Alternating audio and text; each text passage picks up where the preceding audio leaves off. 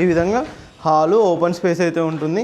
ఇటు కనుక చూసుకున్నట్టయితే కిచెన్ ఏరియా కూడా చాలా స్పేషియస్గా వచ్చే విధంగా ఈ విధంగా మనకు కిచెన్ ఏరియా అయితే ప్రొవైడ్ చేస్తున్నారు.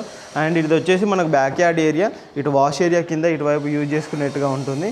ఇది వచ్చేసి మనకు బెడ్రూమ్ కింద గ్రౌండ్లో చూసుకున్నట్టయితే బెడ్రూమ్ కూడా ఈ విధంగా ఇస్తున్నారు. కింద గ్రౌండ్ ఫ్లోర్లో కనుక చూసుకున్నట్టయితే విత్ అటాచ్డ్ వాష్రూమ్ తోటి మనకు బెడ్రూమ్ అనేది ప్రొవైడ్ చేస్తున్నారు అనమాట. ఇలా కనుక చూసుకున్నట్టయితే మనకు 4 BHK విత్ హోమ్ థియేటర్. ఇక్కడ వచ్చేసి మీకు హాల్ నుంచి ఇటువైపు కనుక చూసుకున్నట్టయితే కిచెన్ ఏరియా, వాష్ ఏరియా. ఇది వచ్చేసి మనకు లివింగ్ ఏరియా అనమాట. ఇక్కడ కనుక చూసుకున్నట్టయితే ఇక్కడ మినీ హాల్ వస్తుంది.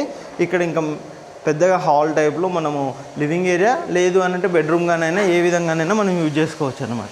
ఇక్కడ ఇది వచ్చేసి మనకు స్టెయిర్ కేస్ నుంచి ఈ ఏరియాలో ఇక్కడ వరకు అయితే మనకు మొత్తం లిఫ్ట్ ప్రొవిజన్ అయితే మనం ఈ విధంగా చేసుకోవచ్చు అనమాట. కంప్లీట్గా ఇంటీరియర్ అయిన తర్వాత మాత్రం విల్లా చాలా నీట్గా కనబడే విధంగా ఉంటుంది మనకు విత్ లిఫ్ట్ ప్రొవిజన్ తోటి.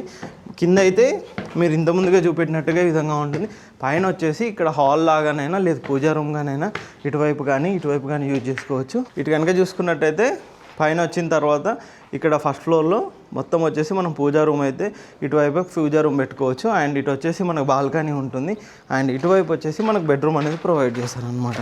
ఇది వచ్చేసి మనకు మాస్టర్ బెడ్రూము, చాలా స్పేషియస్గా ఉండే విధంగా మనకు master bedroom with attached washroom తోటి మనకు మాస్టర్ బెడ్రూమ్ అనేది ఉంటుంది. ఆ తర్వాత